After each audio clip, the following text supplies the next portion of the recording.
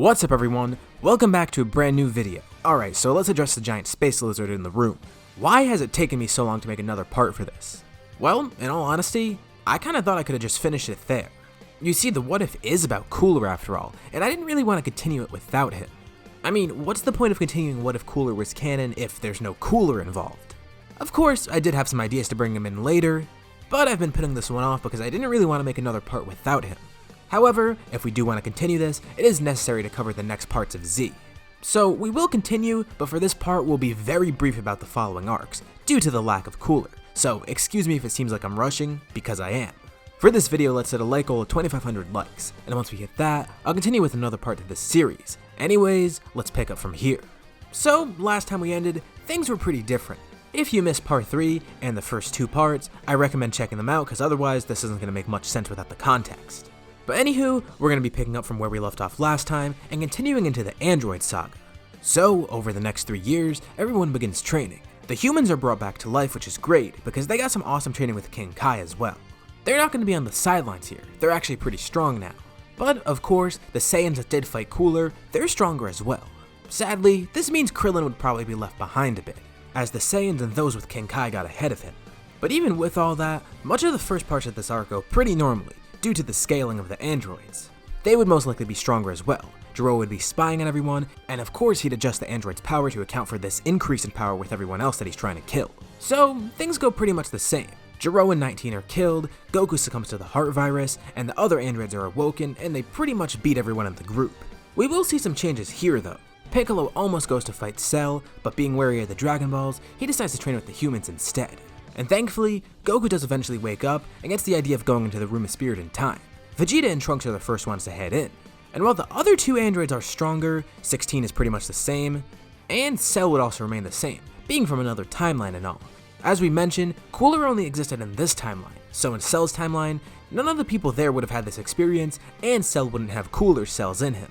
It's the same guy, same genetic makeup, same strength, same abilities. But see, while the androids are stronger, it's not like they're too much stronger. Cell pursues them ready to absorb them, since they're pretty much on their own with no one fighting them. His first target is the weakest of the group, Android 18, but he notices Android 16. Thrown off by his size, he thinks this is the strongest android, and also, he assumes he could absorb some energy from him. In the middle of the city, while the android's guards are lowered, Cell first attacks 16, but his tail just bounces off him.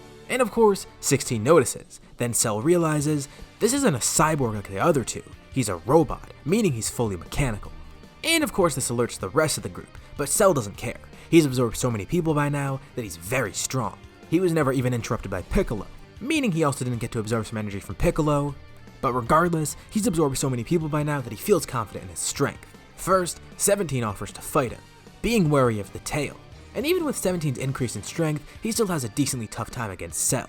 I'd say the 2 are almost matched in terms of power, with 17 being slightly weaker. But already, this is better for the androids, because originally this wouldn't have been the case. 17 gets more confident as he then realizes he has something that Cell doesn't, infinite energy. The 2 fight, and I imagine this would go a lot like 17 versus Piccolo. 17 has the advantage in terms of stamina, while both of them are matched in terms of power, or at least almost matched.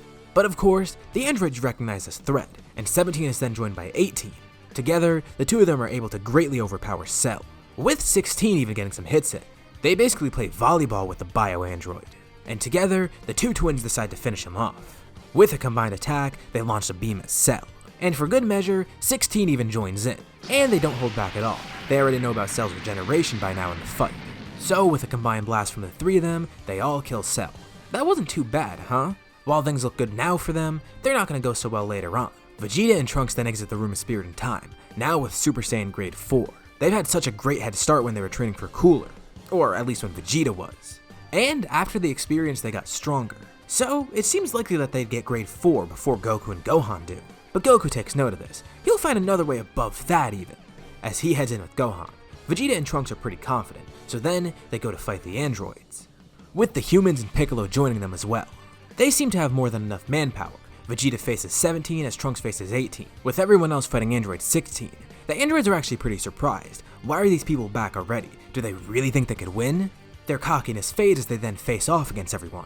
Despite them having infinite energy, Vegeta and Trunks greatly overpower Android 17 and 18. Knowing Trunks, he'd probably get the job done quickly, killing 18 right off the bat. And you know, Vegeta kinda wanted a cool fight, but he'll show off as well, killing 17 relatively quickly. And as for 16, the group has some struggle because they've only had a few days of training, but without 17 or 18 there to interrupt in the fight, it doesn't even matter that Vegeta and Trunks aren't there to help them. But regardless, everyone claimed victory over the androids, and that's what's important. And now, Trunks can go back to his timeline and do the same there.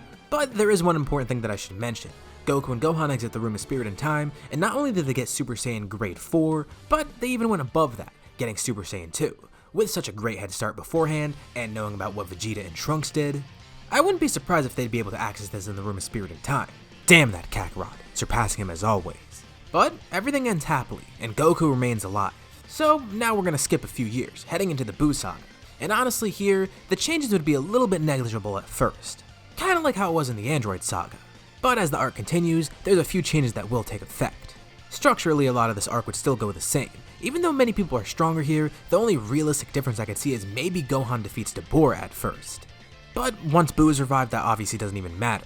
Another thing to note, of course, 18 also isn't alive, but she didn't really do too much in this arc anyway, so that doesn't really matter.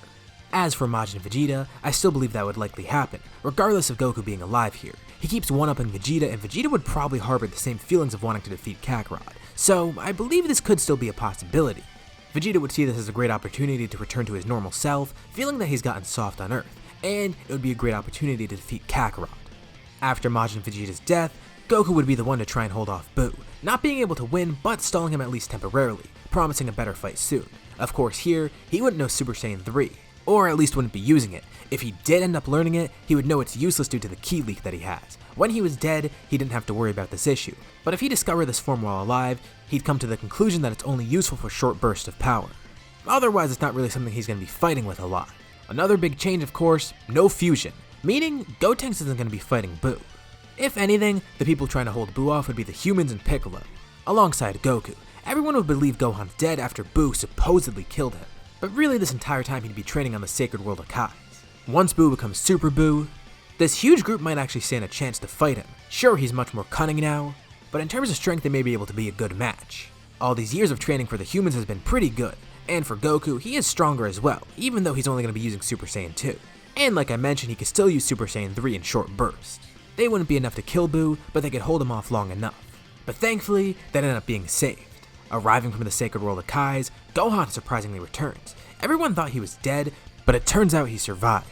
And somehow, he's a lot stronger than before. Even without Goku on the Sacred World of Kais, Gohan would most likely get the idea of testing out the Z-Sword still. I mean, since it broke as easily as it did before, it definitely seems like a Gohan thing to do. Testing out the sword by slicing something, meaning Shin would create a block of Kachin, and the rest is history. With Gohan's power in addition to everyone else's, the group is more than enough to defeat Buu. And since everyone else is here, they make sure that Gohan doesn't screw up. And everyone watches each other's backs so they don't get absorbed. Gohan fights Super Buu alongside Goku and the others, who act as support, and Ultimate Gohan gets the kill on Buu. So the Buu Saga was a bit easier, but not incredibly easy. Thankfully, Namex Dragon Balls are able to revive everyone, including Vegeta. And with how this arc ended, there'd be no good Buu alive anymore. Also, Oob wouldn't be a thing, but that doesn't really come into play here anyways. But once we start going into Super, we'll see some more changes here. Battle of Gods though is more or less the same. Goku is stronger, as are Vegeta and Gohan. But when we're talking about Beerus, of course that's not going to change much. So, the ritual goes the same, Goku gets Super Saiyan God, and he and Vegeta end up training with Beerus and Whis. Pretty routine. Now we're caught up. I'm pretty sure you could all tell what I'm leading up to by now. But I've covered the 3 arcs that I needed. The rest of Z wasn't considerably different, but you'll see the differences come as we go forward. As Goku and Vegeta train with Whis, on Earth, everyone else keeps training. The humans are motivated to become stronger and stronger. They still grow with Kaioken, and none of them end up becoming soft. As for Piccolo, sometime between the 4 years, he may have ended up fusing with Kami. Kami's getting a bit old, and through King Kai, they may be able to contact the Namekians to get some new Dragon Balls on Earth.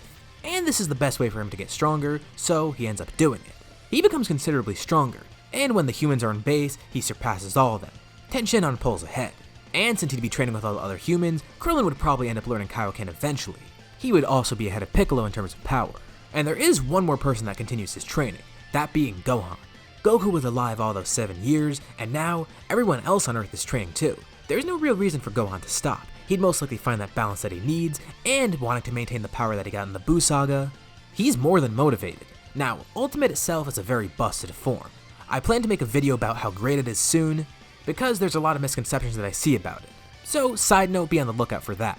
But in the simplest terms, Gohan's gonna be a lot stronger here. He keeps the form, never loses it. He was stronger when he got it, and alongside all that, he keeps training.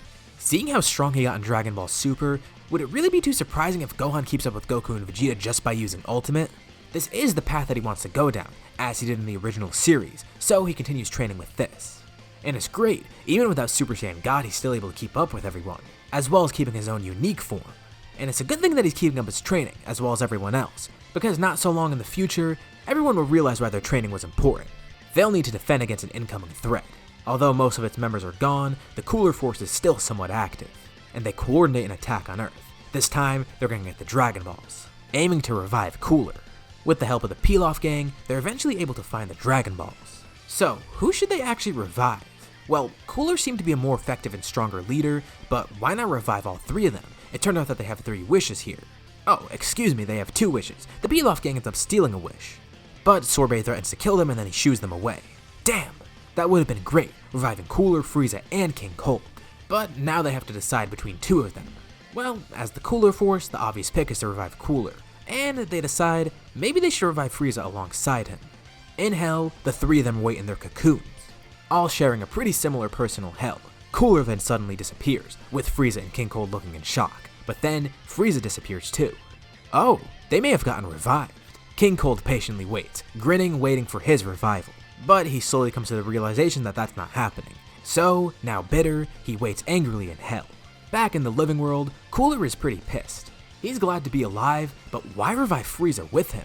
Grabbing Sorbet by the collar, he lifts him up, holding a beam to his face. While stammering, Sorbet tries to explain, they need all the power they can get, and although the brothers do hate each other, why don't they set their differences aside for this? Shouldn't they all hate the Earthlings? Well, Frieza doesn't really hate them as much as Cooler does. Sure, they're disgusting and there's some Saiyans there, but really, they killed Cooler, so he's pretty happy about that. Sorbet then reminds Frieza, didn't they meddle with Frieza's plans to get the Dragon Balls? Oh, that's actually a fair point. If they didn't meddle, Frieza would have gotten the Dragon Balls and Cooler would have never killed him. And as for Cooler, his gripe is pretty obvious. The 2 brothers have been at each other's necks in Hell, but thankfully, they were trapped so they couldn't physically fight. But they did annoy each other for years as King Cold just tried to ignore both of them, drowning out the noise. But now that they're free, they're gonna try to put their differences aside. But before that, there's something they want to try. Frieza challenges Cooler to a fight. After all that smack talk in Hell, they can finally attack each other physically rather than just verbally and mentally. Cooler's actually surprised to hear this. Does his brother really think he stands a chance? Of course, Cooler won't kill him this time. And you know what? He'll go a bit easy on him. Maybe it would be fun to get their frustrations out in a fight.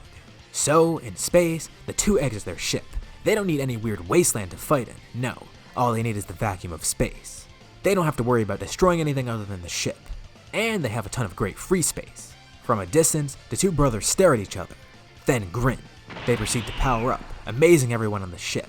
All the scouters explode. And as for those that can sense ki, they're amazed. Of course, they knew the great power of these 2 before, but seeing it once again is still amazing. The 2 brothers finish powering up, with Cooler not even in his final form. Frieza chuckles. Oh, his brother's underestimating him. Cooler scoffs at this. Well, he did kill him before in his final form. This should be more than enough for the fight. Very well then. Screaming, the 2 then rocket towards each other, with a massive explosion occurring as their fists clash. This is where we'll leave off for now. So how will the relationship between Frieza and Cooler develop over the next few months? What kind of progress will they make, and how will this fight go? Also, what did you think about this part, and what else do you think will happen next time? Leave any thoughts and suggestions in the comments below. I'll be sure to check them out to see what you guys think. As always, if you liked the video, be sure to drop a like, and be sure to hit that like goal so we can get another part to this series. If you haven't already, why not subscribe, as well as hitting the bell icon to get notified about any future parts of this What If, or any other videos that I upload on my channel. Thank you all for watching, and I'll see you on my next video.